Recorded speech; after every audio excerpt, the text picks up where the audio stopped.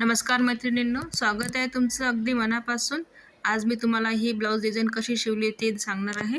या ब्लाऊज डिझाईनसाठी आधी मी गोल आकाराचा एक गळा कट करून घेतलेला आहे। गोल गळ्यावर मी सिल्वर कलरची रेडीमेड पायपिंग लावून घेतलेली आहे आणि त्यावर आपल्याला तिरप्या कपड्यामध्ये एक तिरपी पट्टी कापून घेऊन त्यावर लावून घ्यायची आहे, जेणेकरून आपल्याला पायपिंग पलटवायला इझी जाईल। आता मी ही पट्टी लावून घेतल्यानंतर त्याला एक कट देणार आहे आणि वरून शिलाई करून घेते। शिलाई घेतल्यानंतर कापड आतमध्ये फोल्ड करून घ्यायचं आहे आणि अशी पायपिंग छान वरून निघेल ती। आतमधून सुद्धा फिनिशिंग राहील त्याला।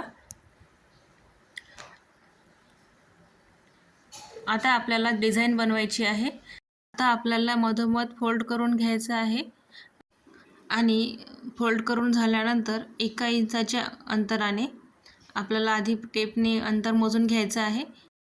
जो आपण गळा बनवून घेतलेला आहे त्यावर आपल्याला त्याच्यापासून थोडा आतमध्ये 1 इंचाच्या अंतराने आपल्याला मार्किंग करून घ्यायचं आहे। जर तुम्हाला जास्त अंतर पाहिजे असेल तर तुम्ही 1.5 इंच ठेवा। आता मला इथे 1 इंचाचं अंतर पाहिजे, त्यामुळे मी 1 इंचाचे मार्किंग करत आहे। जो तुमचा गळा आहे गोल असो, तुम्ही ही डिझाईन चौकोनी किंवा पंचकोनी गळ्याला पण टाकू शकता। आता मी जी लेस आहे, जी फ्रिल करून घेतली आहे, ती मी पान शेपमध्ये लावणार आहे। आता मी मार्किंग करून घेतलेली आहे। जी मार्किंग केली आहे ती आपल्याला दोन्ही साईडला सारखी मार्किंग करायची आहे। तर एक साईडला थोडं डार्क करून घ्यायचं आहे आणि दुसरा जो पार्ट आहे त्यावर ठेवून आपल्याला थोडं हाताने प्रेस करायचं आहे। आपल्याला दोन्ही साईडने सारखा आकार आला पाहिजे। तुम्ही अशी डिझाईन, तुमच्याकडे जर 2 कलरमध्ये कापड अवेलेबल नसेल तर तेव्हा तुम्ही अशी डिझाईन करू शकता। एकाच कलरमध्ये सुंदर डिझाईन बनते ही आणि बनवायला पण सोपी आहे।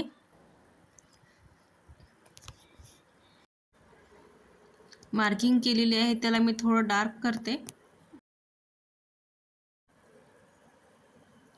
आता मी इथे 2.5 इंचाची एक पट्टी घेतली आहे, त्याला डबल फोल्ड करायची आहे आणि 1 इंचाचं अंतर ठेवून मार्किंग करायची आहे। आता जी मार्किंग केली आहे त्याच्यावरून आपल्याला एक शिलाई घ्यायची आहे सरळ।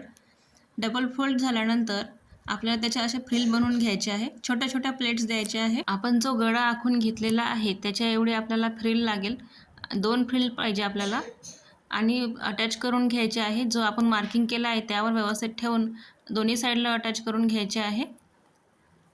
दोन्ही साईडला अटॅच करून झाल्यानंतर त्यावर एक छानशी लेस लावायची आहे।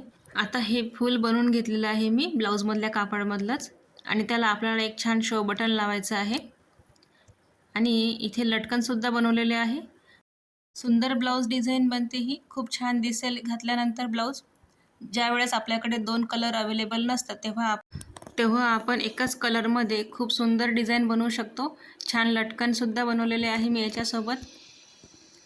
कशी वाटली डिझाईन नक्कीच कमेंटमध्ये सांगा आणि अशाच नवनवीन डिझाईन बघण्यासाठी चॅनलला नक्कीच सबस्क्राईब करा।